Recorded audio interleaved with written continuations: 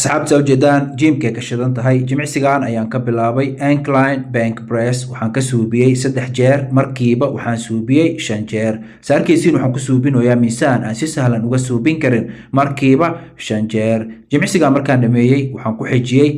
deadlift xisaabta waxaan bilaabay markii aan soo gaaray 180 6 jeer aan ka suubiyey markaas kadibna 190 aan u gudbay 2 jeer aan 190 ka suubiyey haddana 200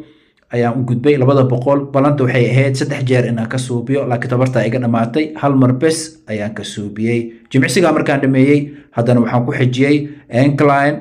dumbbell chest press waxaan ka suubiyey 3 jeer markiiba waxaan suubiyey 7 jeer saarkiisiin waxaan ku suubinayaa miisaan aan si sahlan 7 jeer uga suubin karin jimicsigaas markaan dhameeyay haddana waxaan ku xijiyey